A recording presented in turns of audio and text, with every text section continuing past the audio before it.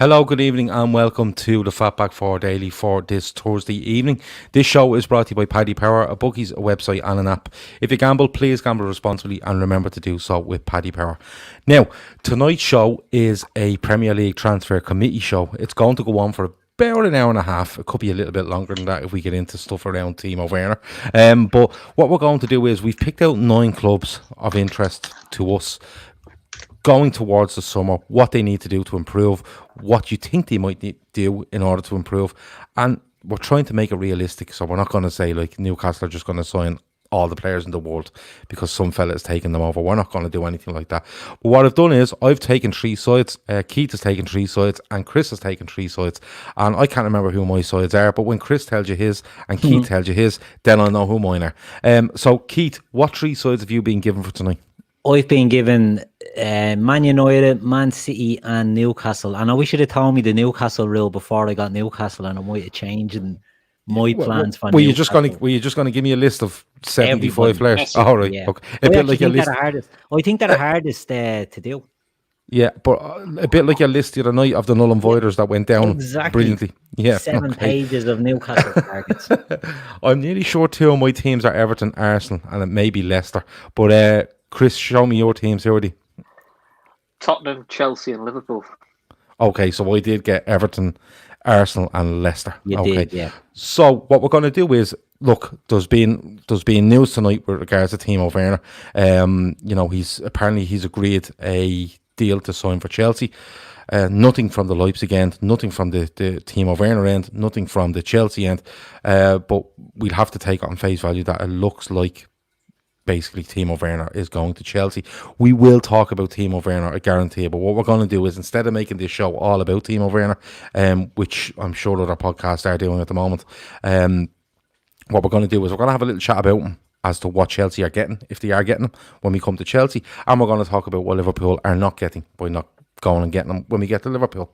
Okay, Alan Burke says that was the best list ever. I presume he's talking about Keith's null and void list. Do you know what I might do? I actually have the ability to go back, just clip that out and make a video of it and just post it online for people to enjoy, because I don't think enough people have enjoyed it. So we may go and do that along with the other 100 things I have to do after this show. Yeah. But giving yourself loads of stuff. Mick has says there as well, surely we go for someone, or we go big on someone. We will talk about this as we go through, Mick.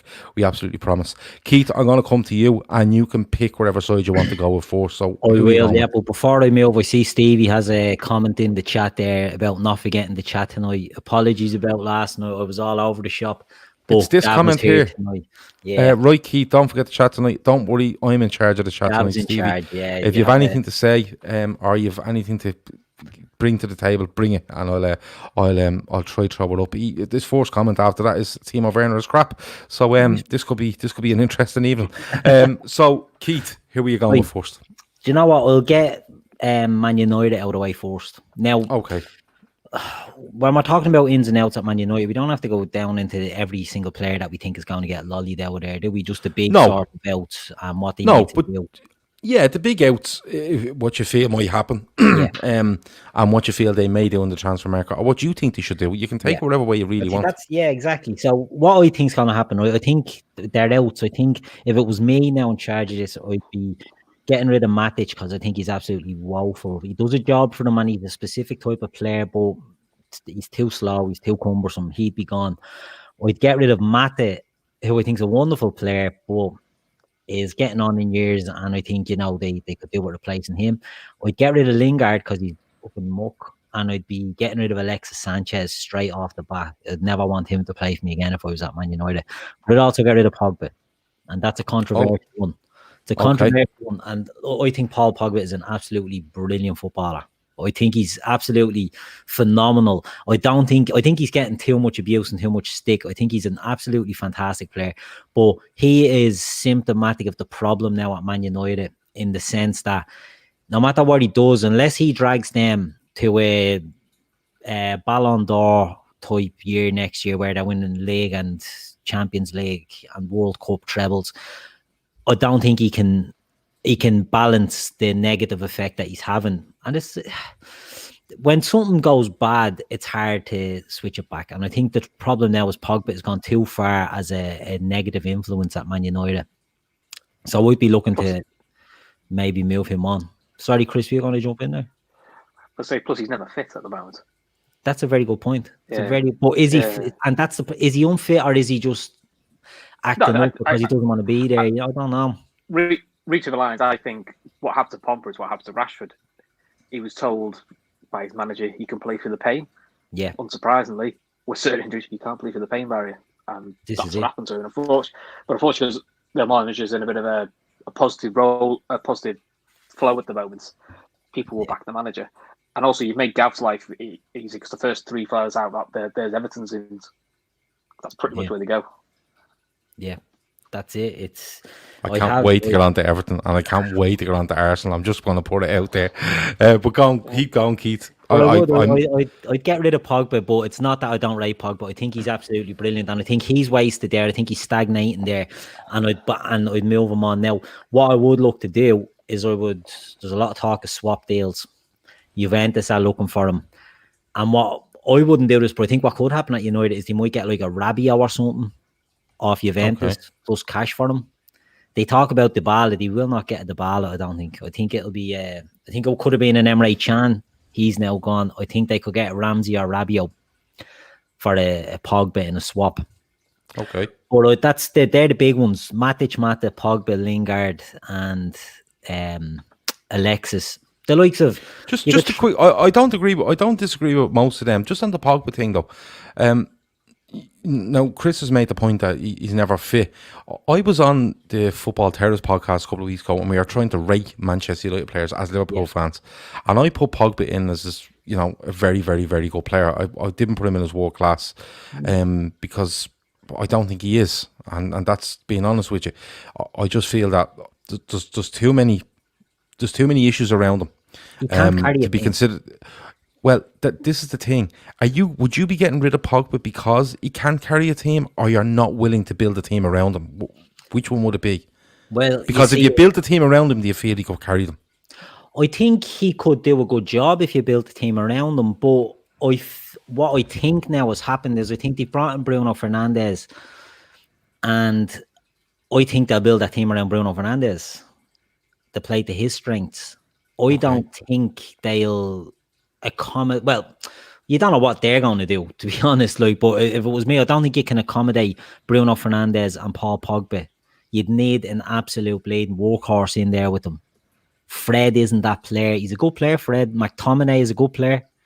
He is. I think they're decent. I'm not going to slate them because they play for Man United.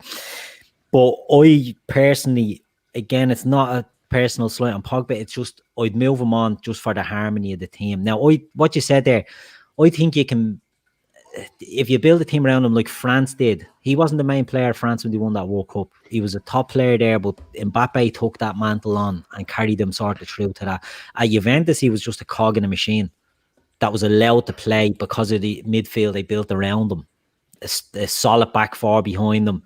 It was a team that was geared up to suit his style. So he's a great player. But I think you move him on, and if you get, now I said a swap deal for Rabiot, but the midfielder I'd be looking to bring in there is Saul Niguez.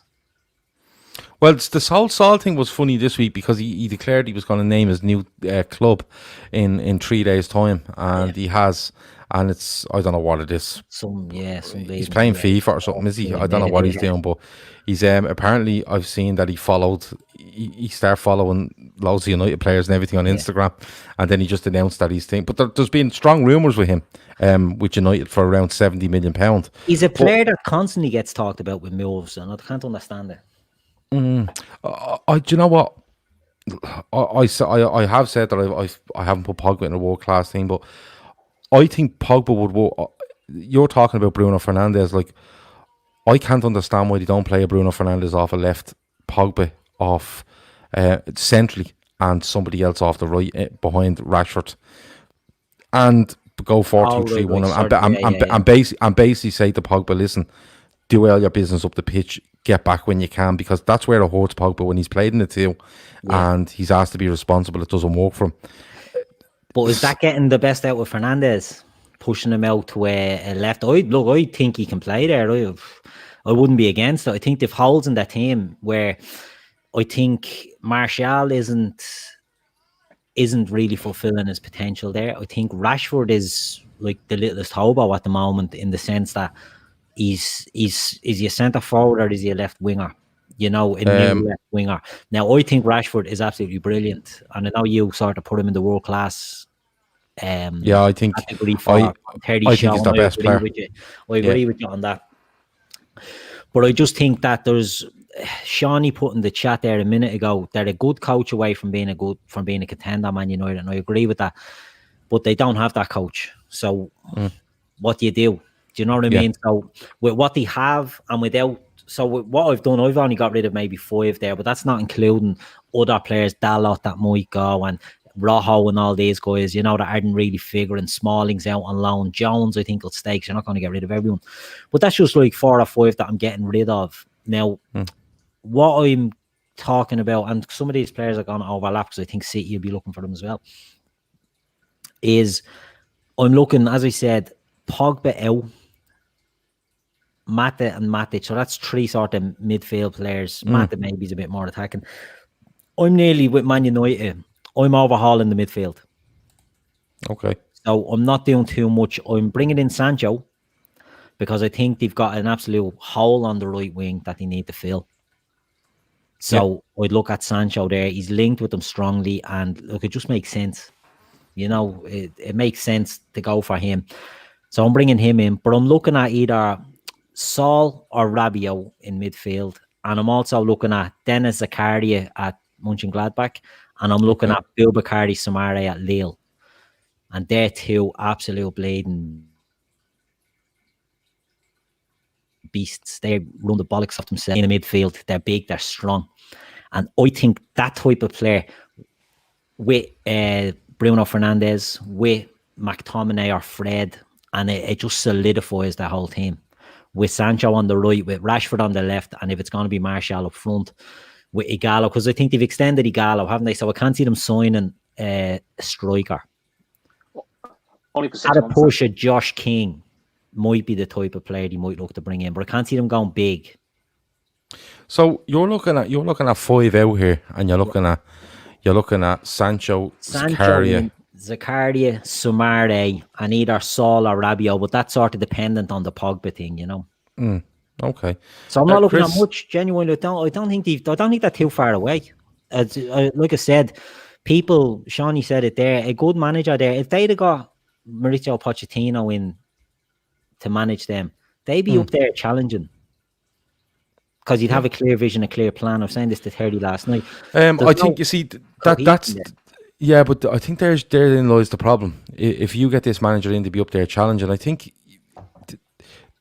you need like, look, we always said if we got Klopp in, we'd be up there challenging, but you have to accept there's a process here, you know, and we're probably looking forward to this transfer window now when we don't know who's going to be in Champions League or Europa League, so that could change the whole face of things, you know, the way people will say, well, it doesn't matter if it's United because United go out and spend. I keep going back to all these losses to keep accumulating, so it's a bit mad.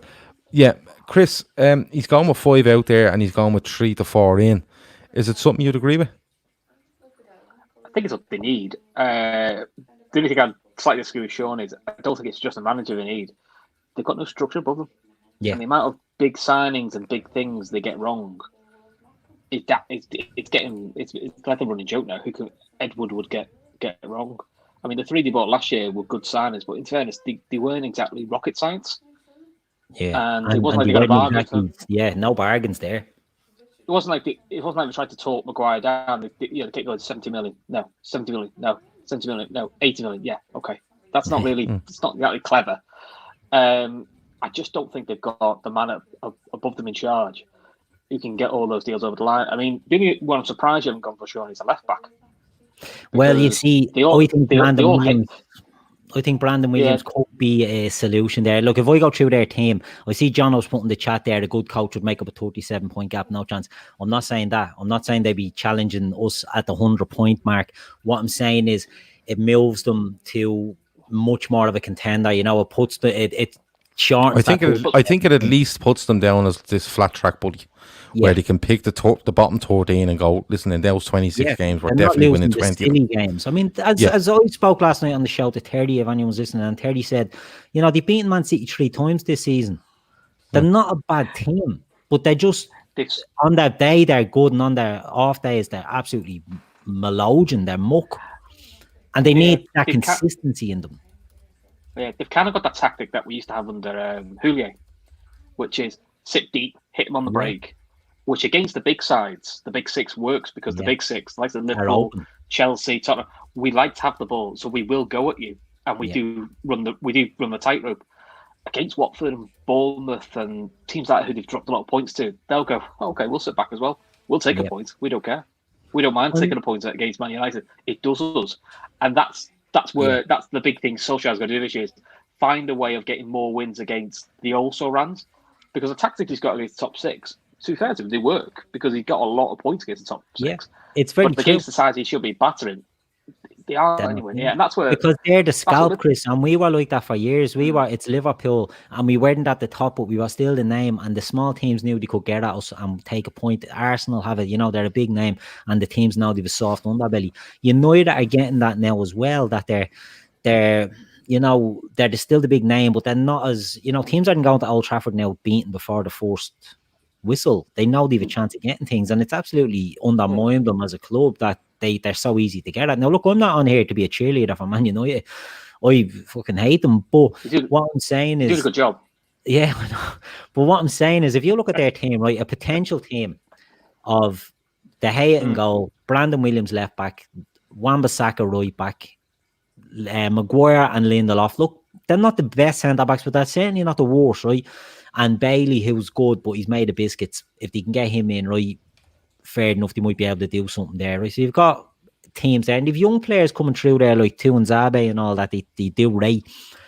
But you have these guys in there, and then you have a midfield of, let's say, for example, the smart. If it was me, right, and I was trying to do the smart thing here, I'd be looking at Zakaria and Suarez, cheaper, younger players on a wage that's not crippling the bank, but are hungry and are. Like Rabiot's a red flag all over him. He's just one I've seen linked with them as a potential swap for Pogba.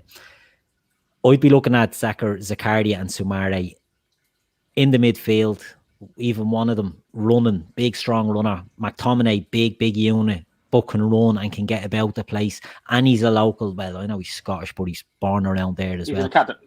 Academy player, though, isn't it? Exactly, yeah. To be fair to him, that's what they always have and they always like. Which but he'll run through brick walls for them, and that's something, you know, it's a priceless sort of commodity in players that a lot of the big teams are losing out on. But if you have a midfield with them, Fred, and then you've got a Bruno Fernandes in there, sort of allowed to attack, I think that they're a decent enough unit there. And then they've got a front three of Sancho, Rashford and Martial.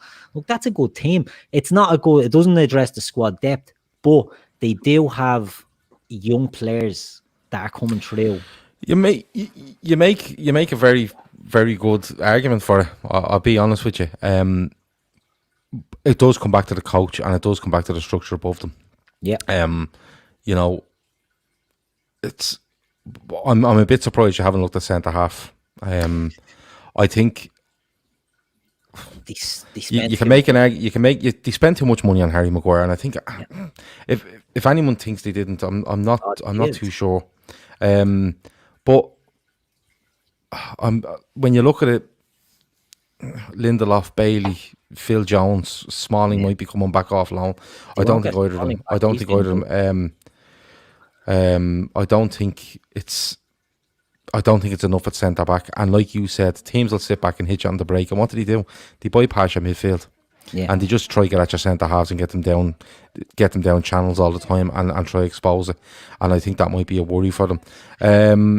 So you could be, if you put McTominay and let's say Sumare, or you put Zakaria there, you've bigger guys that'll come back and help. Look, I agree. Left back and centre back were things I was thinking about, but I don't think they'll do it in a left back because I think they do rate Shaw and they do rate Williams, and we haven't seen that much of Williams, but he's a good player. The bits I've seen, he looks like he has enough to get them through for a couple of years at least.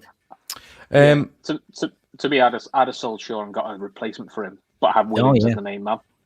I did toy with Ben Chilwell going in at left back, but I do have him penciled in to go to City. So, spoiler alert. I've got him penciled somewhere else.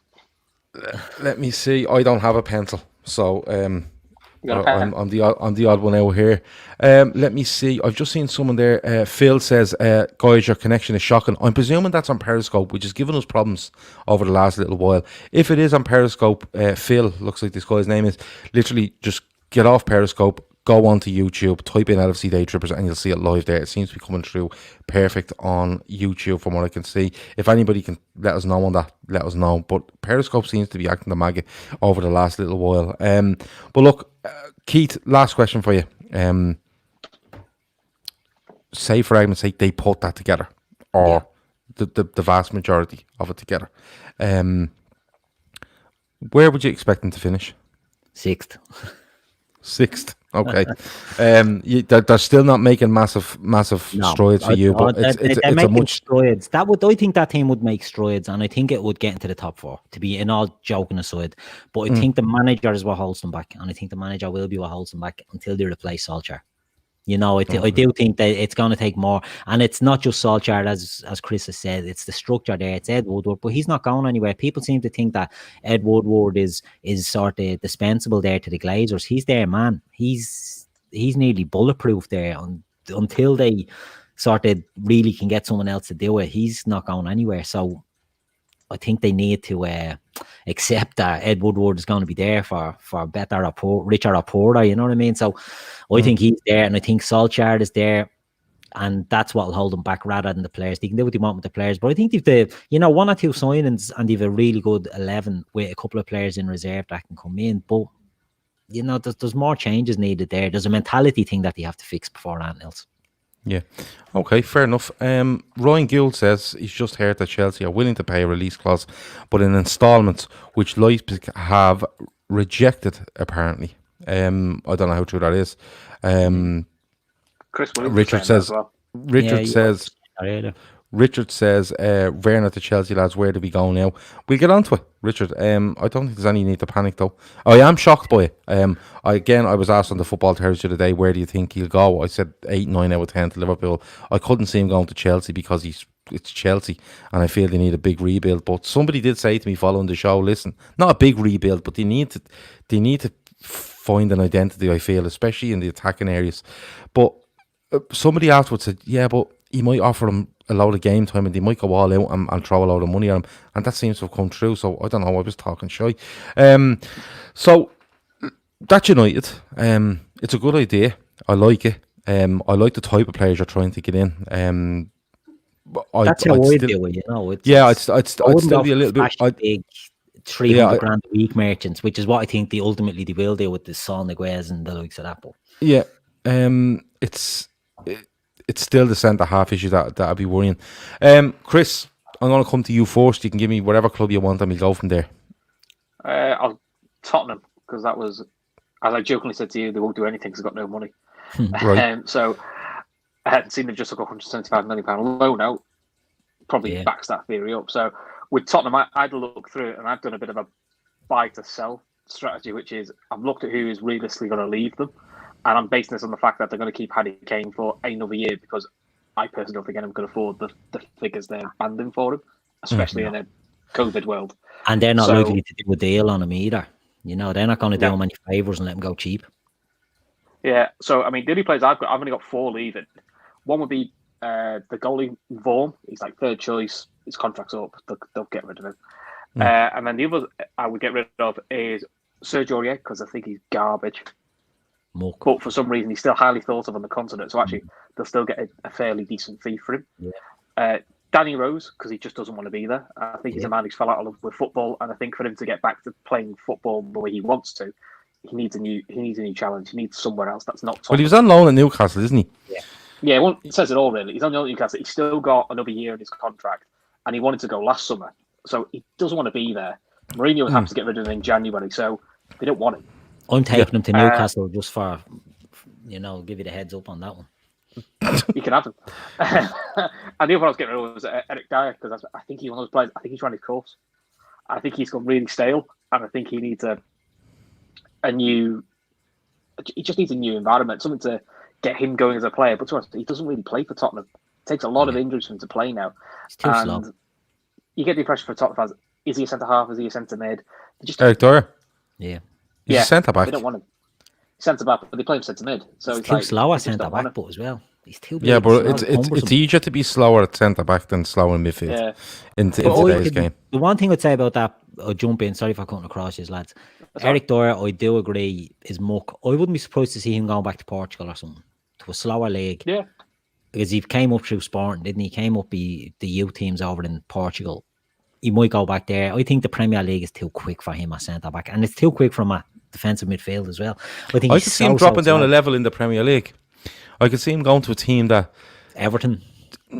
No, because Everton, in fairness to them, and we will get on to them later, Everton play progressive football at times.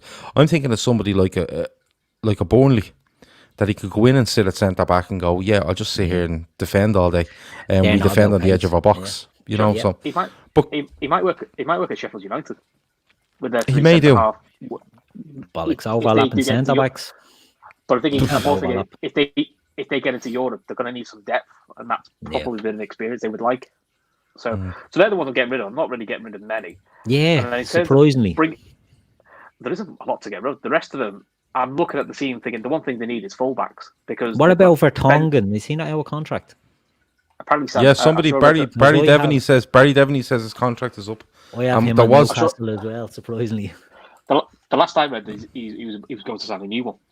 So it's still up in the air if he's staying or going. So obviously based on him staying. So my areas I've looked at was fullback. So the ones I've seen him linked with, one was Alexandro from Juventus, attacking left back, which is kind of what Mourinho's worked with before. Yeah, but he hasn't got a lot left in his contract either. Yeah, when I've had a look at his contract. And then for right back, I was torn between either Thomas Meunier from PSG, he's on a free, which suits their budget, or Max Aarons from Norwich. Again, young attacking fullback, which is sort of the way. I know it's everyone says it seems very anti-Mourinho, but I think that's the way. I think that is the way sort of realising they have to go, which is why he goes for more of a solid base. I think they'll probably go for Meunier because he's a bit more defensive and he's free. And he's about 6'3" as well. Which again suits Mourinho. Yeah. Midfield wise, the only player I've really seen linked with in midfield is the Southampton captain, Højbjerg. And the talk is he wants a new challenge, and he hasn't got a lot. Yeah, he wants. The talk is he wants to play with a club that have ambitions to get into the Champions League. I'm not too sure. Tottenham do. I know they don't look like it this year, but they are normally a club that's in that conversation. Yeah, so no, they are. That's why. But they just. They went to sleep in Madrid last June and they woke up in the middle of January, so it's just one of those things. But go on, keep going. Cool. And the final two are one's a freebie and one's a loan. So the freebie is Willian, because I think he's leaving because he's contracted with Chelsea. Yeah. To be honest, I think he's a bit like the Gallas thing. They seem Tottenham and Chelsea seem to transfer players to the stay in London situation. So I think Willian would be an easy win. And then the talk is Madrid want strikers, and they can't stand Luka Jovic. I don't know why they bought him. They don't want him. I think if Tottenham were clever, they could get him on loan. Yeah, which would be a cover for Harry Kane. And then if he does well and they want to sell Harry Kane, they kind of got them ready. They've got a bit of a target man replacement type of player ready for them. I hear what you're saying there with Jovic. It's a good idea, Chris. But would he go there to not get game time on loan? Do you know what I mean? Would he not, if he wanted to go on loan, would he not want to go somewhere? For example, let's say Chelsea would take Timo Werner out of the equation. They have a hole at centre forward. Yeah. Would he go there, or would he go to a Kane inspired Spurs? You know? My thinking was, and I think Tottenham have always had this problem, is 3 months a year you can guarantee Kane's not about. Yeah, that's true. The thing Kane I think needs sometimes, I think he needs a bit of pressure on him. Actually, I think it brings the best out of him. But the problem you have, Tottenham when he wasn't regular. But the problem you have with Kane is that you will guarantee 3 months. But the problem you have with players like Luka Jovic or whoever else you want to put in there, the problem you have is, and you've seen it in the Champions League final, and you know, on the club podcast on Monday night, they went through the whole Champions League run from last year, and Harry Kane and the issue came up, and it was a brilliant chat because when I was listening to it, I was like, that is absolutely fucking nailed on what the lads are saying here. It was Shawnee, it was Pete, it was Dicko, and it was Phil. Basically what they're saying was, would you want to be in that squad? Because, for argument's sake, hypothetically, Luka Jovic goes to Spurs on loan with a potential transfer to go through at the end of the season, and Harry Kane disappears for 3 months like he does with his ankle or whatever it is, and Jovic does brilliantly, and when he comes back, Harry Kane declares himself fit and just goes in and plays. Do you want to be there? And trust me, anyone that knows Lucas Moura and maybe eyeing a move to Spurs would be on the phone to Lucas Moura going, listen, what's it like there? What's it like? Because let me tell you, I seen what happened to you, and when you were flying and you got into a Champions League final, and Harry Kane turned up on a Zimmer frame and played the Champions League final. Yeah, that'd be a worry for me for Spurs. And I know we are going with all this, Chris. It's very well thought out with regards to budget because, as somebody says there, and I think you mentioned a massive loan taken out to deal with the COVID stuff. But when you look at Spurs, do you not feel, and I know, look, I've given you the challenge tonight to going through this, but do you not feel when you look at Spurs that there has to be doubts around Mourinho? Because we know he's not a long-term thing. You look at how much influence Harry Kane has, and then you sign, and they could be just turning and going, listen, there could be a fire sale at some stage, you know, and where do you end up there? Would that be a worry for you with them? I think it would be, yeah. My big thing with them was, it's been a problem with Tottenham for years, is they never had adequate striking cover or striking challenges for Harry Kane, but it's like the hardest thing to sell. Come in and be a reserve for Harry Kane. It's a bit like what Liverpool have got with the goal. Yeah, it's a bit like what Liverpool have with the forwards, like with Werner. Yeah. We've got that situation now with come to our front three, but you might not start. Come and be our goalie, but you definitely won't start. I think Tottenham was there, but this is why I'm saying they've got to try to be creative below to give you the opportunity to kick on your career. I mean, to first Jovic, there's also probably what have you got to lose? Because from what I read, there's no one really in for him, and Madrid don't want him. But they can't sell him to anyone because nobody will buy him. It's an interesting idea, Chris. I like that. I like the way you've thought about this with loans, and it's something that with the free transfers, I've looked at with one of my other teams as well. Now, what you're saying there about Jovic, it is a good one, but I think the Harry Kane thing is just too big. I think they might go for a player to come in on loan to back him up, but I don't think it'll be as standard of a Jovic. I think it'll be a lesser type of player. I could be wrong because they signed Bergwijn as well there last summer or last winter. Sorry. So they've got him, and they've got Moura, they've got Son, and Son has stepped in adequately for them whenever he's had to up front, and he's not a centre forward. We all know he's not like a number 9. No. Would you think they'd just be happy with that again? The fact that they now have Bergwijn in there as well, that they could just put him or put Moura or Son up there to back up Kane and just possibly. I mean, if I was ranking them as a priority, it'd be get you 2 fullbacks in, probably get Højbjerg from Southampton and get Willian. They'd be the 4, and then if you can get a striker on loan, Jovic would be like the 5th option, as in like it was. If I was Spurs and I got the 2 fullbacks and Højbjerg and Willian, I'd be going, job done. Yeah. And if you didn't get a striker, I think you'd be fine. I just threw him in there because he was a freak, because he was alone. I thought there's a bit of a low risk to it. Yeah. Overall, then, Chris, you're looking at. Give me the names coming in. Munier, sorry, I can't say it. Sandro, Højbjerg, Willian. So those 4 definitely, and possibly Jovic. So 4 to 5 coming in.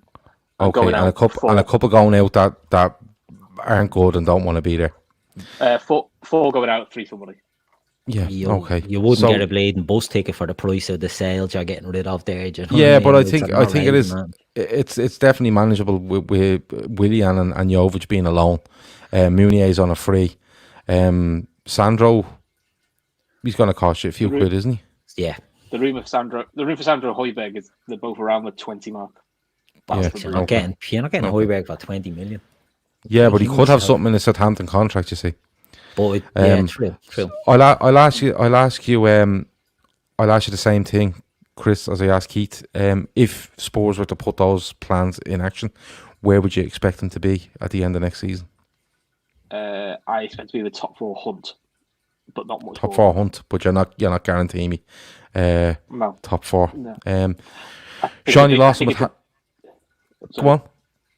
I think it's a big points gap for them to make up, and like you said, it depends how the manager settles. Yeah, absolutely. Shawnee would like Coutinho back. Stevie feels that Coutinho ship has sailed, don't want him back. Gav loves him still, I do. I'd have him back in an absolute instant.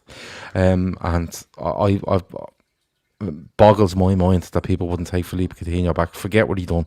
The reasons I wouldn't take him back is the money. I think they'd want too much money. I think to pay something like 65 million for him is a bit too rich. He's 27 or something now, is he? I can't see us doing it. Just do him on a 2-year loan. You know what I mean?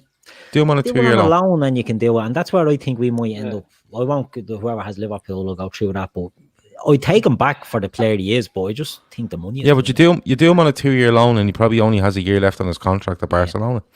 And then you go, we'll give you 10 million if we even want them, and then you just pull them aside. It's for me, it's good business. I have to go with a team now. I have Everton, Leicester, and Arsenal. I'm keeping Arsenal to last, 100%. Leicester though, Leicester have a great season. Let's be honest about it. Yeah. I read. Sorry, I might have been used talking last night, saying that their form had dropped off a little bit in the run up to the season being halted. But when I look through that squad, I think they have a great goalkeeper. I think their right back is tremendous. Chilwell might be one that's difficult to hold on to. I've seen Chelsea and City being murmurs going around about them. Centre back, what's your man's name? Soyuncu. Yeah, Soyuncu. Sorry, name it down my head. Johnny Evans is there, but he's getting another year older. Midfield is interesting. You've Tielemans there. You know, he seems to be the kind of standout, but I don't think that.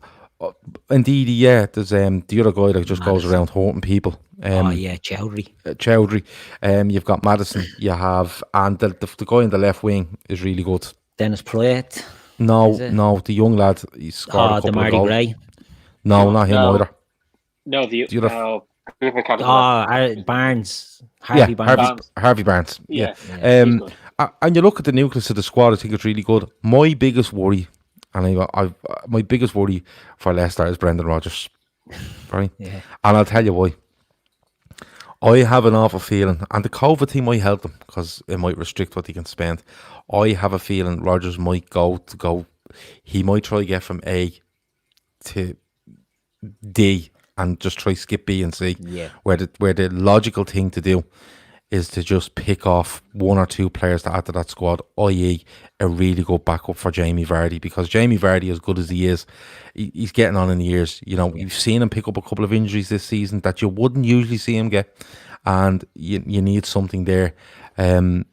Centre back, he might need to do something. Midfield is quite good, but I think people might sniff around the likes of Tielemans and Ndidi and stuff like that. But he has a really good nucleus.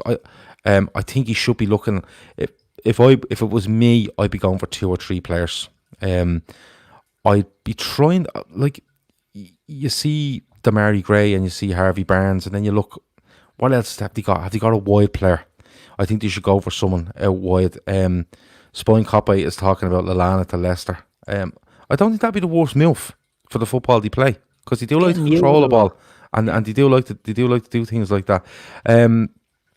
So Leicester for me, again, I think my biggest worry would be Brendan Rodgers and what he would look to do.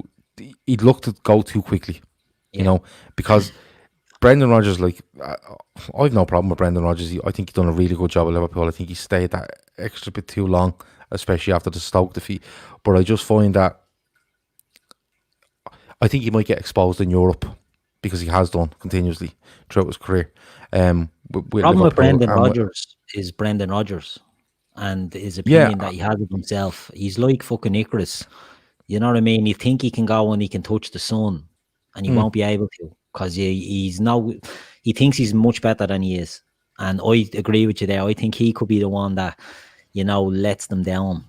I like him, but I don't. I think he's after getting he's done very well at Leicester, but like with us, he hit lightning on a bottle with us one season, and then thought he could do no wrong and fell apart. So we can hear what you're saying there with that. Yeah. Danny says Brendan has been pretty honest on his mistakes at Liverpool, that he was too big-headed and should have not had fights about transfers. But player-wise, I'm looking at players like Leicester have plenty of money, but I think they could be really cute about this. If you look at the teams that are going down, like Norwich are going down, right? Watford are in trouble. West Ham are in trouble. But if I was him, I would look at Pukki at Norwich as a backup. Because if you say to Pukki, you can come to Leicester, be Jamie Vardy's backup. I think he's a really cute player. I think he's a really good finisher. I think he wouldn't cause the earth. I think he'd be quite happy to be his backup in a squad that would again be looking to go for top four. You could look at the guy off Bournemouth, which is big and strong, not Josh King, the main fella. Wilson. You could look at Wilson. You could absolutely do something there. I think he needs a wide player. I genuinely think he needs a wide player. I really like the look of Harvey Barnes. I think Damari Gray on his day is really, really good as well. But when you have that fullback who just bombs up and down the right-hand side all day, if you had someone, not even a winger, I think someone quite creative off wide, like Willian, I think it'd be a brilliant signing for Leicester. Because he's very intelligent what he does. He likes to come inside. It gives the fullback the chance to go. I think I'd go off Southampton. Yeah, that can something like that. But will move in and leave the space, but can cover as well. That type of player. Yeah, I think. I genuinely think Leicester, if they wanted to stay up where they are and give Willian a new lease of life. I know Spurs are being mentioned there by Chris, but I think Pukki would be brilliant. I think Willian would be a very sound signing. Just add those two to your mix. I'm not asked about anyone going out. I've no interest in people leaving. What they have there is a good squad. Now you might lose Chilwell.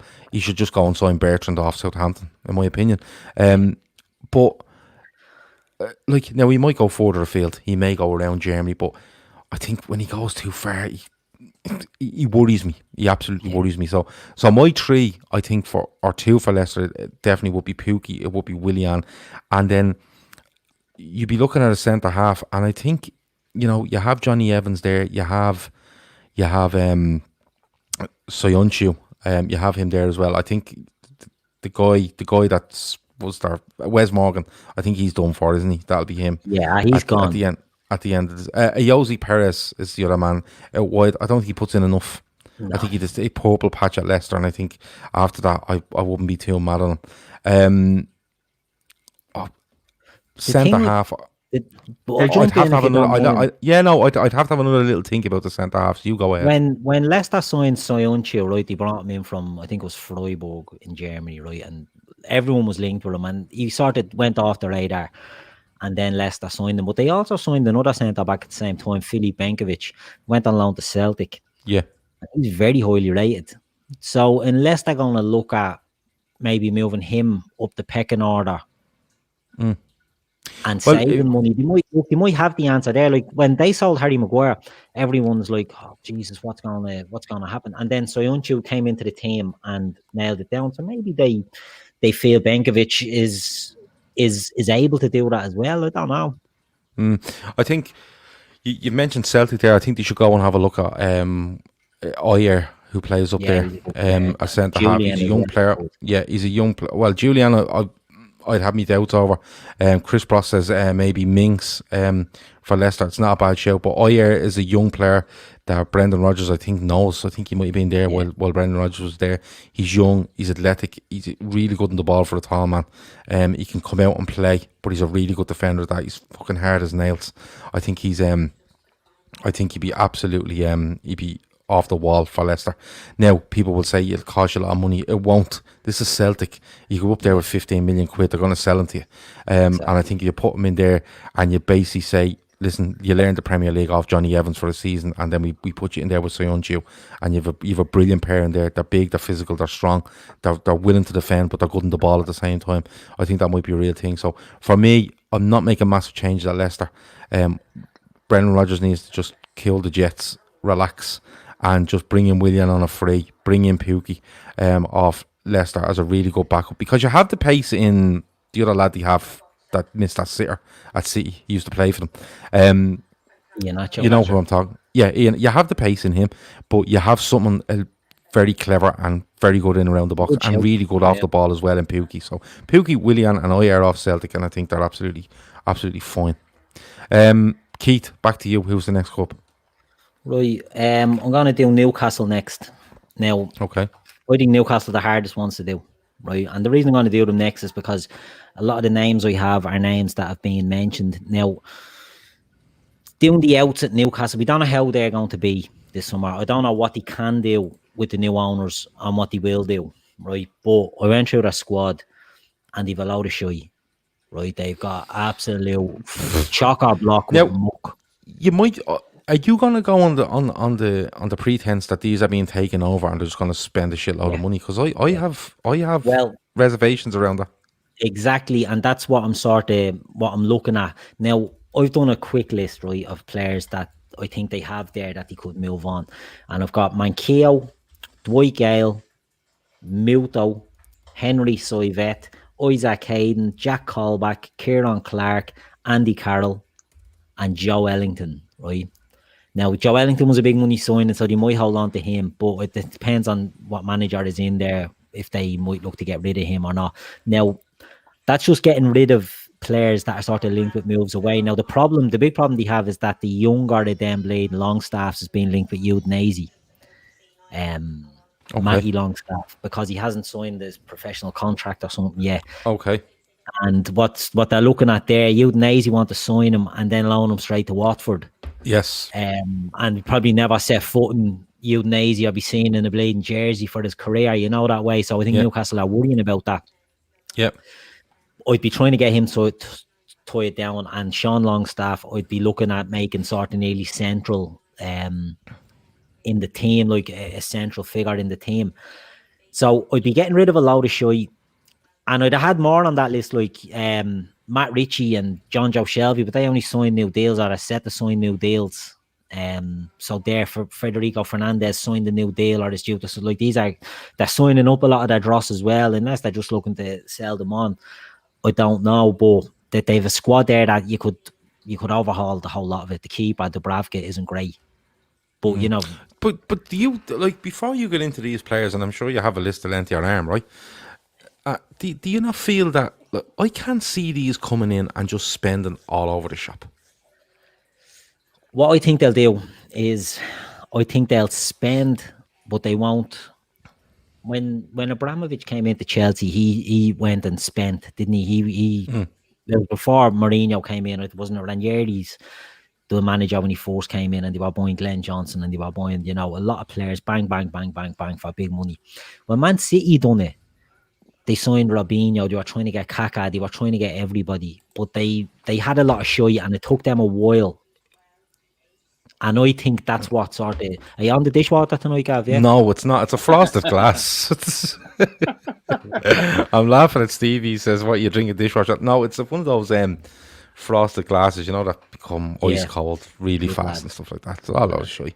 I'll get a proper see-through glass for Stevie for tomorrow or the next night, if it's affecting him that much. Yeah. Come on. But what I think they'll do, I think Man City, when they done it, they tried to get a big name in Robinho, and then they bought other big expensive signings, but they were, they weren't in the top tier. They were Rocky Santa Cruz, they were fucking Joe and all these clowns or whatever. They went to a City went to a certain level, went up, but this is what I'm saying. City couldn't come in and just go. They did spend big money, but they spent money on players that you're going, they're all right.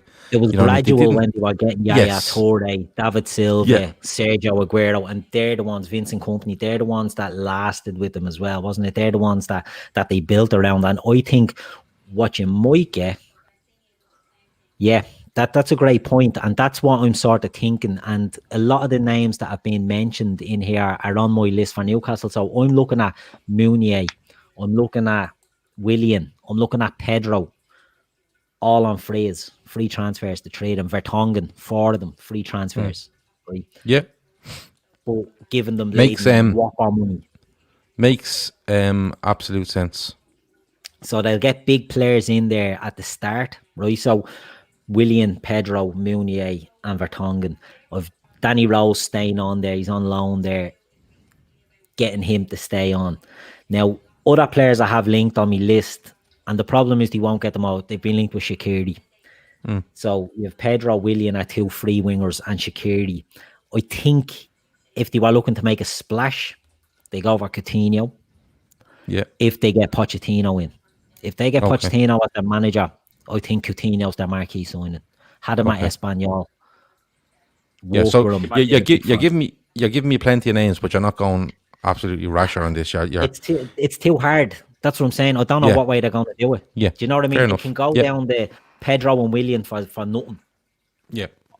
And you could put Willian as a midfielder, you could go Shaqiri, or they could go Coutinho, or they could go Zaha. I think is another one that they could make a splash on, because every year he wants out of Crystal Palace and there's nowhere for him to go. Yeah. Nowhere for him to go because no one will pay the money. Now, if Newcastle are loaded with, 100 million isn't excessive, right? In the COVID times, it might be, but if they were to spend 100 million on a couple of players, I don't think it's going to raise too many eyebrows. I think Villa spent 150 million in the summer just gone. Do you know what I mean? So if they got Meunier and Vertonghen for free and they got Willian, let's say, and then spent 60 million on Zaha, it's not going to... It's a good lot of players coming in, but not for big transfer fees. Big wages, but not big transfer fees. Now, I've linking them with other players to fill that, because their squad needs filling out. The squad needs filling out. So Danny Emery says FFP in the Premier League is about depth, not what you spend. FFP in Europe is about what you spend over 3 years compared to what you earn. Yeah. Right. So FFP only kicks. They could theoretically make a big splash, right? But if they qualify for Europe, how do you then you're under a massive microscope. So it's, again, I get where Danny's coming from, but Chris, like, just before we get back to Keith and his fucking 10 commandments, it still prohibits them, doesn't it, from going absolutely mad on this? Because if they went out and spent, for argument's sake, 500 million, just for argument's sake, and then they go in and they get into Europe and they have to keep spending because that's what you do. Surely 3 years down the line, someone's going to go, well, hold on, you spent £1 billion on players here and you're not taking that in. Something's going to have to go wrong there, isn't it? You think so, but looking at most who have allegedly broken FFP, it takes about 10-15 years to get caught, so by that point, do you care? Yeah, but Danny follows it up with Europe only counts once you've qualified, not what you've spent before. In which case, then go for your life. You go for it. See, and you go for it. I think Keith's idea is the best. I think your idea is probably the best of it. I think you'd like to think they'll probably learn from Chelsea and City, which is get in the marquee signings, but you don't have to spend 80-90 million, because with great respect to Newcastle, if you get Willian, Shaqiri as an argument on freeze, you've got Champions League winners there. You're getting league title winners. You could say that to fans, we've got now Champions League winners and league title winners playing for Newcastle, which they've not had for a while. And they're both, especially Shaqiri, they're young enough and Shaqiri's hungry enough that he wants to play. It's not like where City got some players that were past the best. Or when Chelsea got Crespo past his best, they were coming for a payday. Yeah. So it's getting the balance right of getting clever frees where you're thinking the hungry. So maybe actually Jovic might be a clever one, because it's like, well, you play every week, mate, and you're not playing at the moment. Yeah, and that might do. Yeah. But you've also got the likes of Edison Cavani and Dries Mertens are on free transfers as well. So if you want to make a splash and have a real top marquee forward player, you can bring them in. You can give them 200 grand a week. The thing about Newcastle, the difference between Newcastle, they fill that stadium out every week when they're garbage. Yeah. Yeah, with Mike Ashley when they're good. So when they're good, they're going to be churning in match day money, and potentially they're a one team city, Newcastle. I know they have their rivalries with Middlesbrough and Sunderland, but they're not in the same city as them. They could, I don't know, maybe a bit of success. They might be able to get themselves up there without having to go down the city route of having to, whitewash all their money and financially too much. I think Newcastle fans, they're probably more realistic because they've seen what happens is, even City with all their money, it was a good 5-6 years before they were properly challenging. I think you've got to look, it's probably similar again. So that's what they're going to look at. I mean, I don't think they can get Mertens out. Hasn't he just signed a new contract out? Did he sign a deal? Yeah, I did. Or it was rumoured to be they tied him down, which is clever. But Maverick asks, have Newcastle been officially bought? And Kev follows her up at no. There's a decent chance it doesn't go through. This'll really crank up once the season's over. Yeah. That's when it'll really crank up if it's not done before then. But I think they're too far down the line. All the stuff you're hearing, I think it's a done deal, and it'll just with COVID happening, it's after sort of just slowing the whole thing down, or probably speeding the whole thing up. Who knows?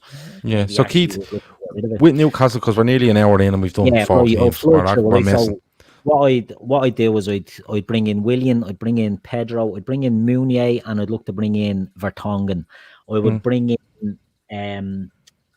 I'd try and get Rabiot, and I'd try and get either Coutinho or Zaha. And Rabiot, Coutinho, Zaha, big money and big wages, and that's where I think they're going to throw that money into the wage bill, increase that, and then year on year or window on window, try and add the quality player here and there. So that's what I'd be filling up on expensive free transfers. So getting rid of loads, and I'm just throwing low. It's the hardest one to do. You're throwing shit. And that's fine. Owen asks, can we redo Newcastle if the takeover doesn't go through? We won't bother. We won't bother our arse with Newcastle if that takeover doesn't go through. But again, where do you see if this was to come to fruition, Keith? Where do you see them? What would you like to see from them in a 4th season? I mean, Europa League. If you use Wolves as a template, Wolves got investment from Jorge Mendes and got quality players in and catapulted them quick enough. Sheffield United came from nowhere in a different model. So there's opportunities to sort of get up there. If they get a good manager in, I think Rafa back or Pochettino, then they can do damage, maybe top 6. But I don't think it'll happen for them too quick. I think there's too many other rebuilding teams that'll be in there. The interesting thing is the level of investment. If it is taken over, what they think they can get away with and what they put in, that'll dictate. Spurs are in a tricky position. Arsenal are in a tricky position. We're seemingly never spending money ever again. So maybe Newcastle can sort of jump into the mixer. You know what I mean? But who knows? If the investment does go through, the best that could happen to Newcastle is finish 10th but win the League Cup. Yeah. And from what you see online from Newcastle fans that I've seen online, if they finish 10th and win something like the League Cup, trust me, that is the perfect start for the owners. Get a cup. It is the perfect start. I agree with you. I think it is the perfect start, but it's going to take it's going to take a couple of years for Newcastle. I think that the geography of the club might go against them. Having said that, money does talk in the majority of times. Chris, I'm going to let you leave Liverpool to last. Okay. So you have Chelsea. Right. Okay. So Chelsea was the one club I did that I thought would spend big. And then this was before the team on the news broke. So then I put him in.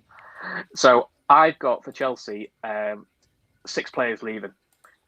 So I've got Willian and Pedro just going because they're on end of the contracts. They're going to get released. And in terms of selling, I think they're going to sell Batshuayi and Giroud because they don't pick them. I don't really want them. No one seems to particularly like them. Alonso, the left back. They need a left back. They've got a left back. They don't want it. They don't pick him. And the one I think they'll get the most money for is I think they'll sell Azbanega. I think they'll look for a new keeper. It hasn't worked out. He's getting dropped for Willy Caballero, who's not exactly the best number 2. And there's too many bad blood things with the cup, and he's now making errors you would not expect a keeper of his level to make. But I think he's still that highly thought of that you could sell him. I certainly to get big money for him. The problem I'd see with that Chris, is where do you sell him to? And I think United had the same problem with De Gea. There's not many teams that are looking for a keeper that are going to pay. Are Chelsea going to take a big hit on? He's the most expensive keeper in the world. Are they going to take a big hit on him to go back to Bilbao or whatever? I think a PSG or someone will go for PSG are always going to look out for their next star name. Yeah. And I know they got the guy. I know got Neves, but. The Jamin says Giroud has signed a new 1-year deal, and Barry Devaney follows that up with the same. So, but then again, could it just be things change a little bit? Things absolutely do change. So you're bringing them 6 out. Who are you bringing in? So I look at a couple of keepers. The one they seem to get the most links to is Dortmund keeper, which is Roman. Is it Berkey? Yeah. That's who I think they'll bring in. Who's a very good keeper from what I've seen, and would be a fraction of the price that they'd sell as a Benega for. So it'd be a pretty good swap. I think the two big signs, one of the big signs I go for is I think they're both for Ben Chilwell. I think that's what they need. They need a young left back with quality delivery, especially with them having Timo Werner now. I think that's what they're going to do. And they've already signed Ziyech from Ajax. They're probably it. The only wild card you can think with Chelsea, because it's very Chelsea, is apparently Cavani's available on a free, and you could see Chelsea just getting him mega wages. And they've got one thing with Chelsea, they are very cash rich, because they didn't spend anything last summer really, and they sold Hazard for a lot of money, and they're getting some big wages off. So the wild card would be Cavani, but definitely the first one I think they'll probably bring in. Okay. Paddy Lawson says, and I think it's great, he says, "Hi lads, no Werner, I think we need to go and get Fekir." Remember that? That was the crack, wasn't it? Yeah. That was the crack. It's listen, there's loads of rumours flying around tonight now that stuff's being rejected and all that. Don't worry about it. We've 2 league games to win. In the morning, Werner will be holding the Liverpool flag, leaning red smoke bomb in his front garden. Yeah, kick up the arse. Do you remember when we signed? Sorry if I couldn't across you. Do you remember when we signed the Ox and Chelsea jumped in and thought he had him, and it's like, nah, you're all right. Yeah, didn't that happen to Spurs when they thought he had Willian and he went to Chelsea? He played medical out of Spurs and then just signed for Chelsea. Yeah, exactly. Yeah, Chambers all agreed for Chelsea, wasn't it? Until we put a bid in. Yeah, that's it. I know they're saying we'll move on to Werner in a minute, I'm sure. But Paddy has just put up the 2 words that you need to mute on your Twitter, if you have any sense, which is FSG out. But I'll ask you again, Chris, if they do what you feel they'll do, where do you see them? Do you see them just consolidating in top 4, or do you see them going and challenging for the title? I think they'll finish 3rd, but they'll be in the mix for a while and then probably just fall away. Because I'm still not convinced the manager's tactically ready yet. Okay. But I think their big problem was they don't have enough goals on the side. Now, Tammy Abraham is a good young striker, but he's a young striker, which means they have to fall back in Giroud. Giroud's not the player he was. And Pulisic is still a bit hit and miss, whereas at least with Ziyech, it's a proven Champions League player. Chilwell, it's a proven Champions League level left back. Berkey, it's probably a bit more of a consistent keeper. And then Werner, it gives them what they probably don't have up through the middle, strength and a guaranteed goal threat, which is probably what they're lacking. Right, you have you've both done 2 teams. I've done 1. So what I'm going to do is I'm going to do 1 more team, and then we're going to keep hold of Liverpool, Manchester City, and I'm going to keep hold of Everton. And we're going to do another show or another time on those 3. All right, because people are going on and on about Timo Werner here, so we have to discuss it. I wanted to fix it into Chelsea and Liverpool, but there's no point, and I need some time to talk about Arsenal. So Arsenal, right? Arsenal are by far and away the most frustrating side in the Premier League. Okay, if there's any Arsenal fans watching, by all means, feel free to email me or get on here on the chat and let me know why they aren't. But they need to have a serious word with themselves. All right, sit back, open a can, because here we go. Right, they need to have a serious word with themselves, and the first thing they need to do is to tell the fans to stop moaning. All right, and stop. What I get from it's very simple, right? Arsenal fan TV. So people, we all do it, right? We all do it, and we all know we do this. Arsenal are losing with 5 minutes to go, and all you want them to do, the opposition side to do, is hold on, especially if it's a Sheffield United or a Bournemouth or somebody like that, because Arsenal Fan TV will be off the wall, right? Now, people do go in, and now Barry Devaney says the only unbeaten team in 2020 is Arsenal. That will end very soon. Don't worry about that, brother. They're probably all just playing for a few contracts. But people will go on to Arsenal Fan TV and go, "Oh, did you see them? They're ridiculous." But if you actually listen to what these people are saying, they're right. They're right in what they're saying. They're so frustrated in what the team are doing. The problem is Wenger stayed too long, right? Stayed way too long, right? Unai Emery came in, and it was always going to be a tough job for anyone following Wenger. But Unai Emery wasn't strong enough. It's as simple as that. He was not strong enough. And Arsenal, and as a club, seem to insist on a way of playing, right? And that needs to be knocked out of them very quickly. Or buy players that can play the football you seem to think you want to play, all right? When you look through the squad they have, it's just mind-blowing what the stuff they have. Like, they signed Kieran Tierney, who's a good left back, but had a bad injury record the last year at Celtic, right? And hasn't shown up for Arsenal. They go on about Bellerin as if he's fucking, Cafu reincarnated, and he's nowhere near it, right? The centre halves is appalling from start to finish, right? Appalling, right? From start to finish. There's none of them are good enough, right? Midfield, Guendouzi's not a bad player. They have a couple of young players there, but they are just. And then you look at the midfield. It's just Xhaka. You know what I mean? Xhaka shouldn't be an Arsenal player for the way he carried on, right? Okay. Now he had to go at fans, but he was right. He probably was at the time, right? But what I'm saying to you is, he hasn't got the mentality to play for an Arsenal. No. All right, he hasn't got the mentality to captain an Arsenal. It just doesn't work. Then you go up front, and Lacazette, not a bad player, right? Pepe, outrageous transfer. Yeah. Don't know what you were at. Aubameyang down the left hand side, and the biggest thing they talk about Aubameyang is, and Gary Neville is notorious for it, is how he walks up and down the left wing. You know what I mean? Listen, Aubameyang isn't John Arnorisa running up and down the left wing. Aubameyang is one of the quickest, most deadliest strikers in Europe in the last 5-6 years, and he's being asked to track back at left back because they want to get these players on a pitch and make themselves look like they're some sort of football team. Owen Burke says it, right? There's no balance in that Arsenal squad, right? I'm not even going to list who I'd get rid of, right? And I'm not even going to list who I'd sign, right? You two lads might have an opportunity now to throw a few names in there if you want. But the fundamental thing with Arsenal is, right, I don't think Arteta is going to work, right? And the reason I don't think is because I don't think they will be able to back him to buy the players that they need to play the style of play he wants to play, all right?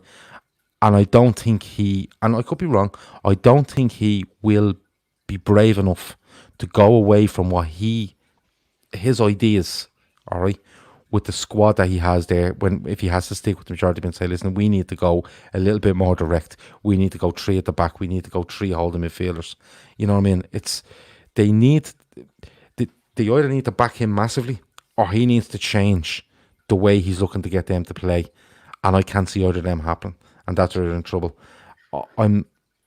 I'm just so frustrated. I'm not even an Arsenal fan. Everyone knows that. But I'm so frustrated at watching Arsenal. The players they sign, the way they try to play, and it's not even a sinking ship. It's just a ship that someone turned the ignition on, set out to sea, and just left it, and it's just roaming around out there. Job, isn't it? It's absolutely mad. Just on Arsenal though, don't get me wrong, they have some very good players. Keith, is there anybody? If I was to give you one signing for Arsenal in the summer, what would you do? Well, before we even mentioned that, Jono said in the chat there that they've signed a guy. They've signed a guy called William Saliba from Saint Etienne, and they've sent him back on loan for a year. And he is meant to be the new Raphael Varane. He is meant to be absolute mustard. Now, whether it works out or not, and whether he ends up going to Arsenal and slots in behind fucking Luiz and Socrates and Mustafi and whoever else is playing centre back, you just don't know. I said this on the show last night. We were ranking the teams based on their season, and we had Arsenal, I think, in 17th. They're an absolute one of the worst run big clubs in the world. I don't know what it is with them. They've got delusions of grandeur. But when you look at the players in isolation, you know, we've gone through there. They've the bones of a decent enough squad. Bernd Leno was a decent keeper, and he has the record for most errors leading to goals. You know, you've got a defence which is truly horrendous. You've got a midfield. I rate Guendouzi. I think he's actually a very good player, Guendouzi. Yeah. You had Lucas Torreira, who looked like he was going to be decent enough in there, a little terrier in midfield, and he's fallen off a cliff. You've Xhaka there. Yeah, but you've a terrier in, like say, take him for argument's sake. Yeah. You've a terrier in midfield, right? In a midfield that doesn't want to work. That's the problem. If you put Torreira in there and said, listen, we're not going to fanny about with this, right? This is what we're going to do. We're going to win and get the three U's are going to look at Liverpool's midfield and be that functional. That's how functional we want you, right? They would work so much better. They don't have to do any tricks. They don't have to be spraying passes. They just have to win ball and get it to fullbacks that are non-existent for Arsenal, right? Because they're always injured, right? Or you get them to a potent front three, right? Pepe might turn out to be a brilliant sign for Arsenal in years to come, but for me, no. You know what I mean? They need to find function in the midfield. They need to find solidity at the back that is just not there. But is their big link that they have this summer for this summer coming is Thomas Partey off Atletico Madrid now? Yes. If they got Thomas Partey into that midfield, solidifies a lot of it, but that's not on its own isn't going to fix their problems, because they thought Xhaka was going to do that when they signed Xhaka, and they thought Torreira was going to do that when they signed Torreira, and Partey could just be another taxi on the rank. Do you know what I mean? Yeah. Like I think there's such a problem there. The fans are toxic. The ownership issue was toxic. People think FSG are bad. Get on to Stan Kroenke. And he's putting billions into the LA Rams, moving them into new stadiums and all that. And Arsenal are, you know, paying for Pepe with butter vouchers over a 23-year period. Do you know what I mean? Like it's... They took a mortgage out on him. Yeah, I think we have it bad, you know. The thing, when we're talking about these teams, Chelsea are brilliantly placed because they're in London, but the other London teams are all in a basket somewhere because they're all shy. Spurs and Arsenal are just not being run well at all at the moment. So Chelsea are all of a sudden a destination that players will look at and go to. Arsenal are the biggest club in London. But when you look at Spurs are in this situation Arsenal in 2005/6 when they moved into the Emirates. It might be in 2007, or even later than that. It could be. It's around that, isn't it? About 10-12 years that there, right? The Spurs are in that situation now where they've overspent on a stadium, and regardless of how many NFL teams you put into it, it's a massive amount of money while you're still trying to compete, because competing is the big thing. Spurs are in that situation. Arsenal, for me, are just somebody that are wandering around the place and they just keep going, we're the Arsenal and we do this, but they don't. But they're the biggest club in London. They're the biggest of the London clubs. They must be. But Avo says there, Arsenal have no identity anymore. I fully agree with him. I fully agree with him, because when you think of Arsenal going back, it was good football. But like when you look back at Vieira, Petit, Sol Campbell, Tony Adams, Steve Bolt, whoever, Keown, right? Even when you looked at Overmars, Lundberg, they were all hard. They all fucking Parlour could get stuck in, but they could play football and battle you at the same time. Okay, and when you look at Arsenal now, they can't play the football they used to play, and they don't want to fight you. Yeah, right. So you have all these players going around thinking they're all these that they can do A, B, and C, but they don't want to win the right to do it. Or you've got guys like Xhaka who'll jump into a tackle recklessly and think that's showing a bit of heart and determination, compared to what you get like with Liverpool's midfield. You've got Wijnaldum, Henderson, Fabinho, who'll do the hard running without having to do last-ditch tackles or leg-breaking tackles. You know, their mentality, they're not signing the right type of player, you know, and I think they're an absolute mystery of a club, to be honest. I can't get my head around them at all. But the only thing I would say is that if Arsenal or Liverpool pre-Klopp, says Jay, that's not a bad point. Yeah. It's not a bad point because you didn't know where you were going. You know what I mean? But the only thing you could say is, you could say to Arteta, listen, you want to play this style of football that the Arsenal fans love to see played. Fine, right? But this is what we have, right? So he's going to have to go and identify. Listen, to play the sort of football Arsenal played going back 10 years ago or whatever it was, they won the right. That was always said about Arsenal. They will win the right to play football against you, and then they will play football. So he needs to identify, listen, he's really good technically on the ball, but he doesn't want to fucking run around. Ceballos doesn't want to run around and tackle. He wants to look good on the ball. You need to go and say, right, does Partey win the ball and play well? Yeah, he does, right. Well, he's out. And Ceballos go back to Real Madrid and we're taking him. That's what he needs to identify. There's too many players that don't want to do the job that they need to be asked to do. And cohesively, they don't want to do it. They don't want to do it as a team either. Do you know what I mean? Yeah. One of the worries as well, one of the players he's heavily linked with is like John Stones. So if you're going to bring John Stones into the centre of that defence, he's not solution. Anything. I'd go and sign Johnny Evans off Leicester. Yeah. Johnny Evans a great show. Great show. They should have signed him 2 years ago. Just go and sign Johnny Evans off Leicester and say, listen, we're going to give you a year max 2, right? I don't know where he's probably 33 or 34 at this stage, right? But he's just going to go in and you just say to every other defender, whatever he says, you fucking do it. And that's it. Do you know what I mean? They thought they were getting that with Socrates, and they thought they were getting that with Luis. Oh, but come on! And this myth of Lauren Koscielny, would you stop it? Do you know what I mean? It's absolutely mad. But look, we could go all day. Chris, Arsenal. Arsenal. Do you think does he? I think there's 2 directions, right? He either looks at the squad he has and he sticks to his style of football and tries to make this work, or he tries a revamp, but he has to broaden the way he wants to play football. What way do you think he goes and does it? Okay. I put this. Arsenal, I think, are fascinating. They're the case of their own. And I can say it as a Liverpool fan because I feel like we're finally the other end of this. It is like looking in a 20-year mirror of Liverpool. They talk about, during the Invincibles when we were great, and that was like 16 years ago. It's like us, during the Liverpool team of the 80s that used to Jack Barnes and Aldridge, and I'm going, no. But I used to always talk about it because it's the only way I can win an argument. And then you look at the above them, there's no fucking clue. Which, to be fair, Liverpool up until 5-6 years of Klopp didn't really have a clue. Even the Rafa and Benitez, there was always some nonsense above them which wasn't going to work. But then in terms of the fans, and actually because Liverpool fans have had this now, and they won't admit this, but it's true. We finally had a manager who had a set plan and had the balls to turn around to the cop and to the main stand, and I've seen him do it. Turn around to him and call the main stand out and go, where the fuck are you all going? How am I supposed to win games if you all fuck off with 10 minutes to go? Or I saw the Leicester game this year. People forget this. We're winning the title. We're 1-1 against Leicester, which is quite odd. We get a last-minute penalty. We score. And you could see there were people, I saw people around me leaving who were getting dogs abuse from me. And I saw Klopp turn around to the main stand, cup his ears, and give it to the crowd. Yeah. And do you know what? People didn't like it at first. I had mates who said, what's he doing? Saying, don't touch the sign. We always touch the sign.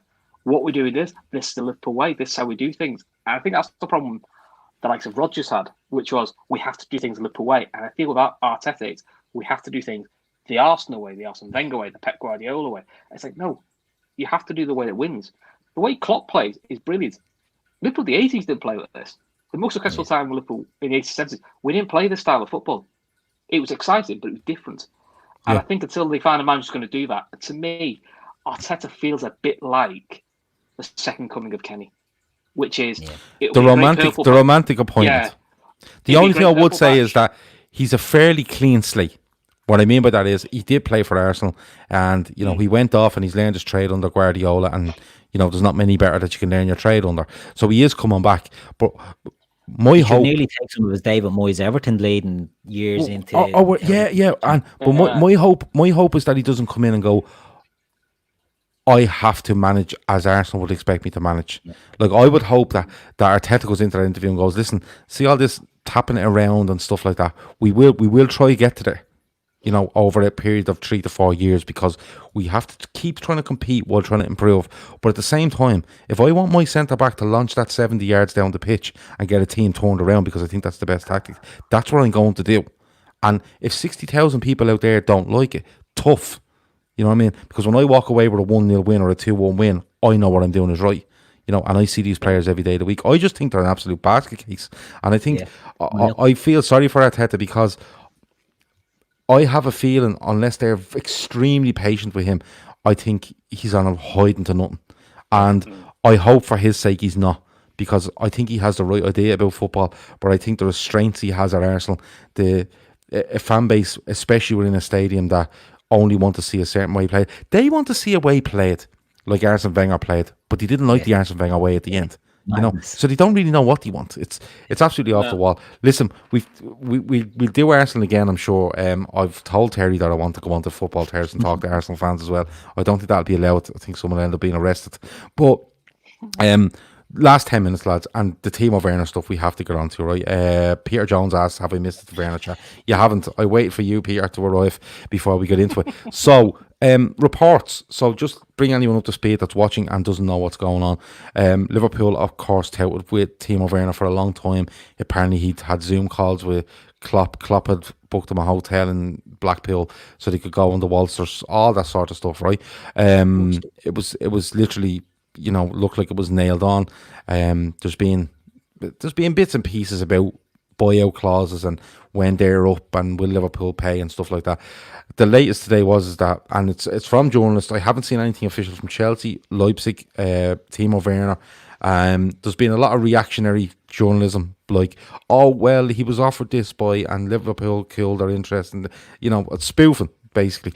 Just a load of spoofing. But from what we can say, I think it was Matt Law from the Telegraph broke it today and said that Timo Werner has agreed to sign for Chelsea, or agreed a deal with Chelsea. That's gone on. Liverpool, a lot of Liverpool's fan base, or some of them anyway, have gone absolutely crazy. I don't know why. You just need to relax. And that's not me being an FSG apologist. I just think it's Jurgen Klopp is deadly.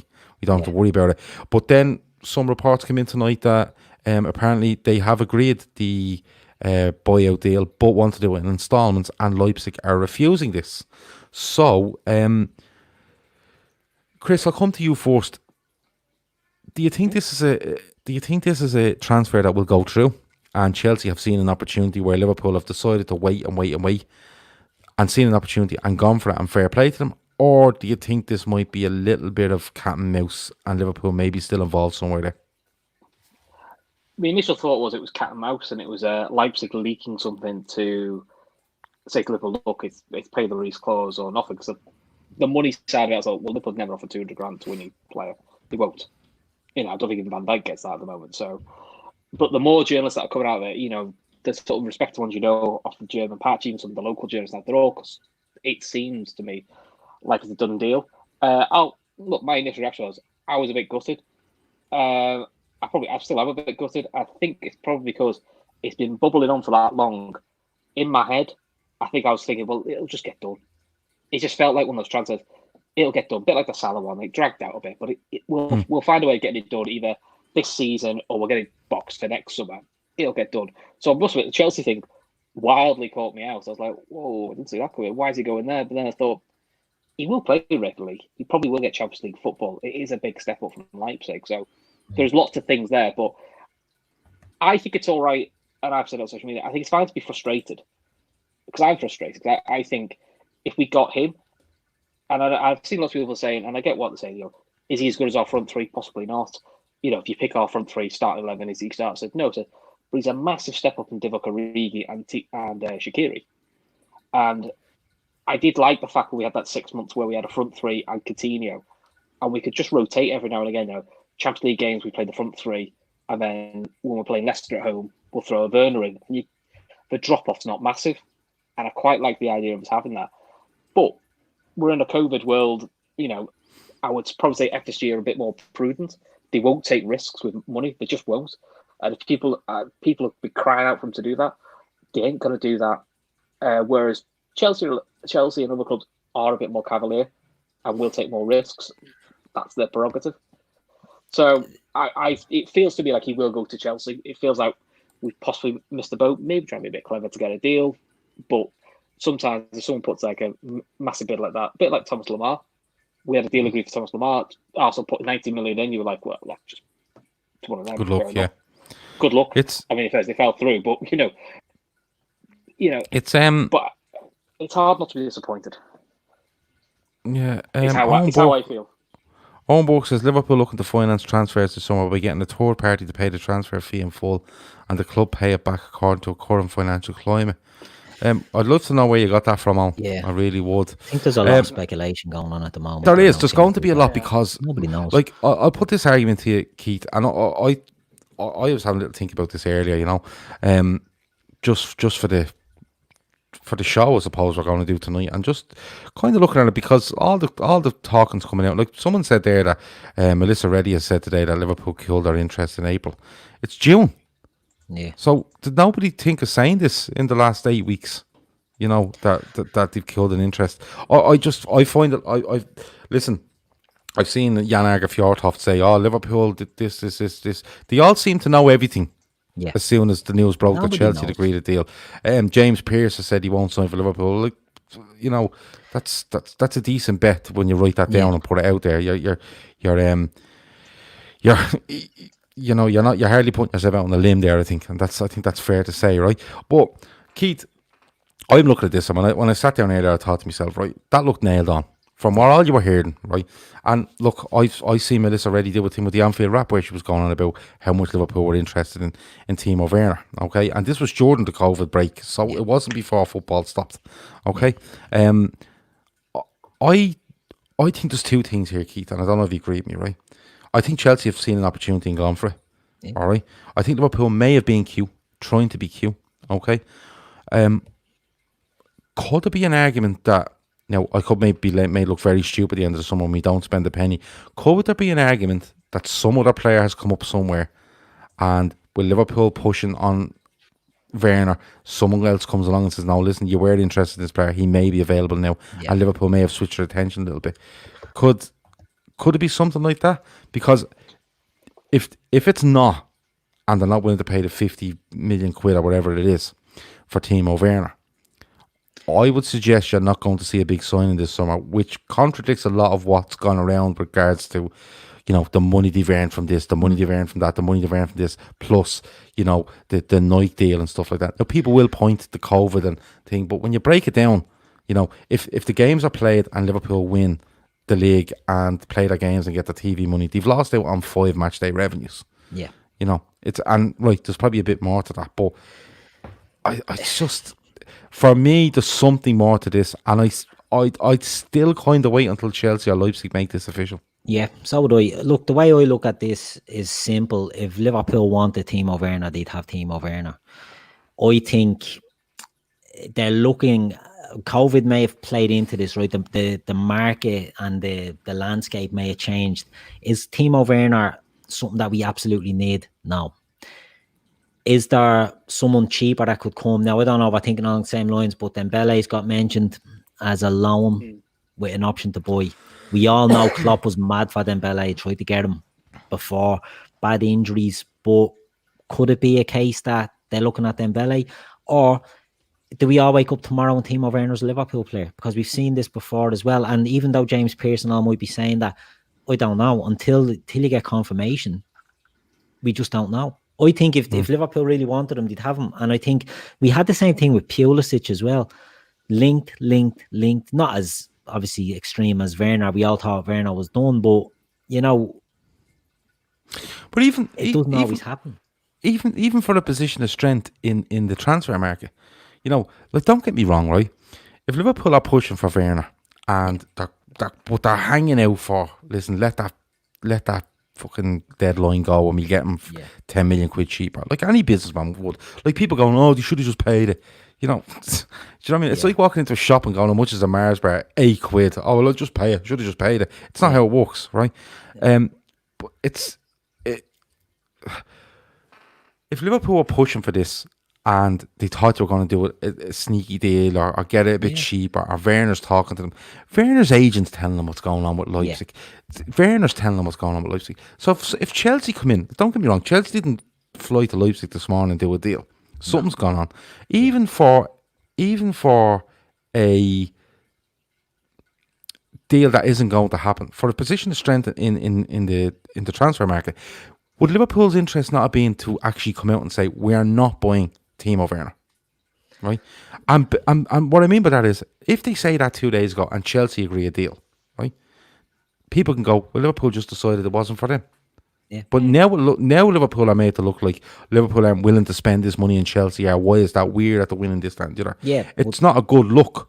Yeah, but that's the issue I have with it, is it's not a good look. But that's what all those idiots on the internet, on Twitter, on social media are saying. Liverpool do their business very sort of discreetly now.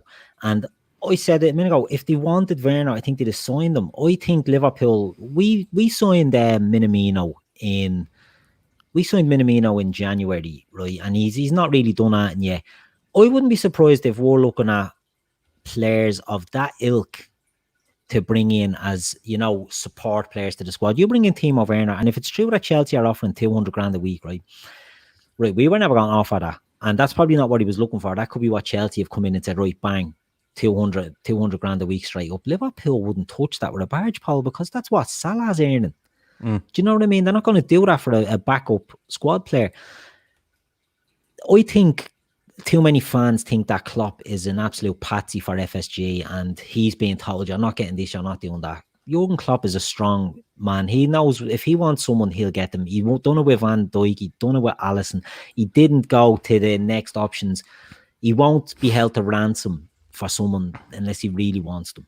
Now, I think Liverpool have maybe killed their jets on this, but they haven't announced it because they don't announce it. And it looks like the carpet's pulled out, but it hasn't. Yeah, no, because Morbid is saying there that the fee isn't the issue, from what he can see. It's all about the payment structure. So again, if the payment structure is somewhere along the lines of, and listen, the standard payment structure in any transfer is, it's usually a certain amount up front and the rest is paid over the period of the contract. Now, it might be different if you're buying out a player's clause, right? And that's what Liverpool may be waiting on, to say, listen, we're not giving you the 50 million up front, but we will give you 50 million, and pay you 20 with the 30 paid over 5 years. So if that's correct, Chelsea might have gone in, like we've heard earlier, and Chelsea have gone in and said, we will give it to you in installments, and Leipzig have said no. Yeah. So Shawnee says that Chelsea won't be the only club to activate that clause. He feels like it will roll on. I have a little feeling it might as well. But if it doesn't, like Shawnee says there, it can't be staggered as a release clause. I think he's right. I don't think it can.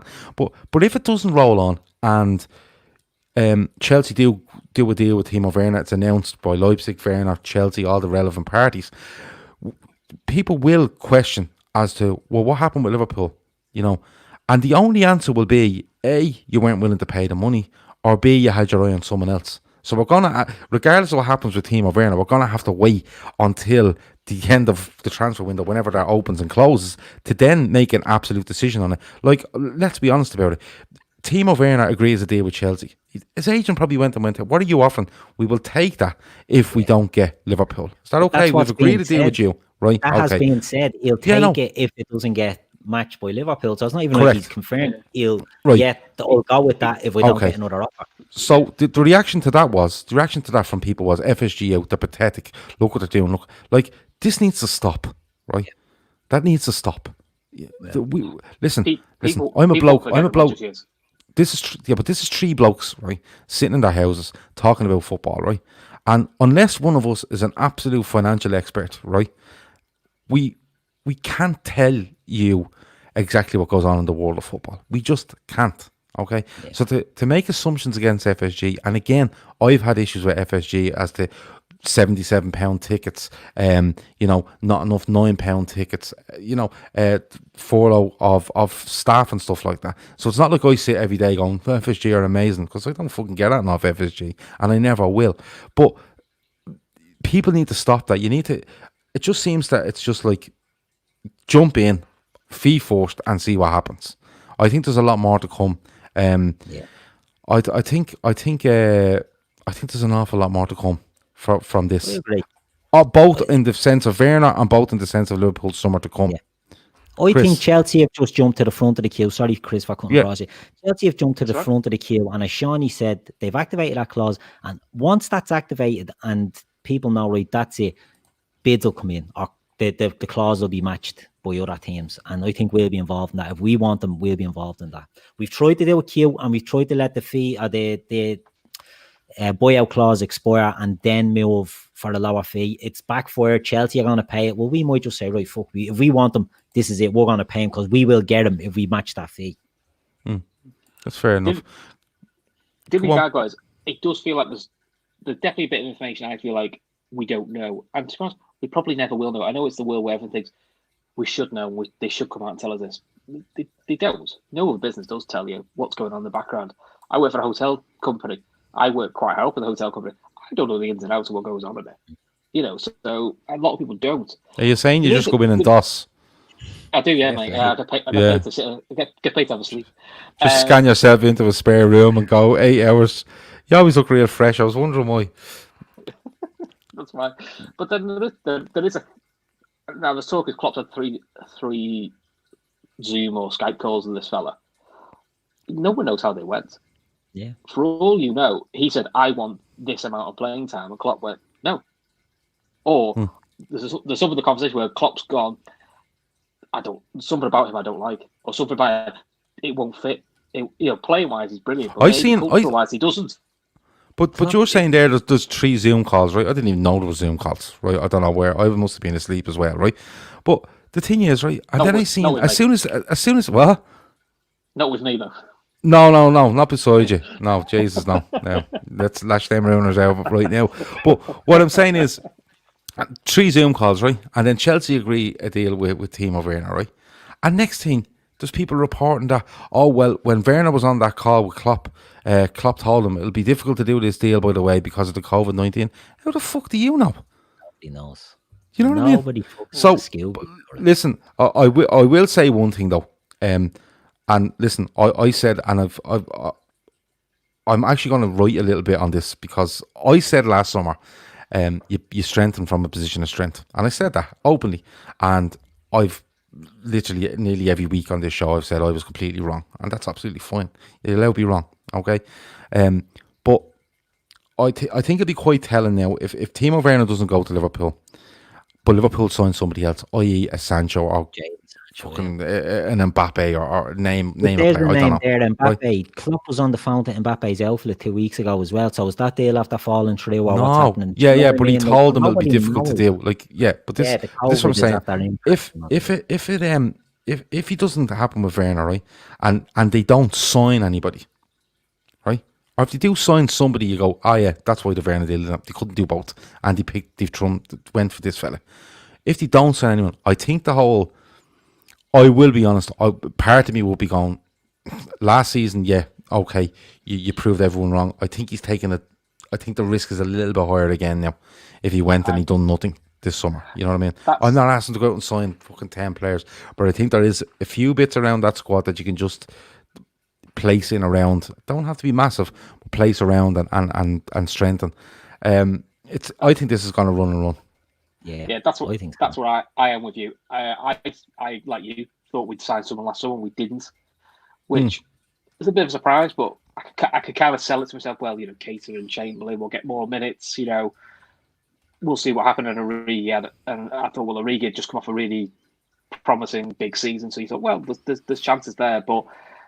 And I know people will tell me, and I'm sure I'll get tweets to tell me that we're going to win the league this year, which we are. We won the Champions League last year. Trust him, and I do, but I don't think you can. I think 2 summers with not really adding, apart from Minamino, I think you are risking it going a bit stale, or people find that. I also think it's good for a squad to get the odd new player in, just to freshen it up. Or you'll be amazed. Competition breeds a bit of life into people, which is what I think a Werner would have done. Is I'm not saying he was a definite starter, but he definitely want to give. There are put the front 3 on the toes. We've all said our front 3, as great as they are, haven't functioned sometimes as well as we would like. And there have been spells where they've been off the boil.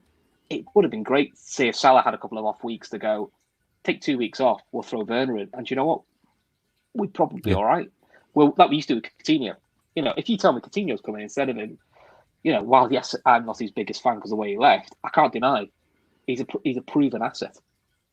So, if say, just for example, that's what happened, I'd go, fair enough. I can live with that quite comfortably. Yeah, and to be honest with you, don't get me wrong. I think, I think there's plenty in this squad that can go and compete with anyone next season. Anyone. But I think the biggest thing for me with the Timo Werner thing was I think it's a massive step up in cover.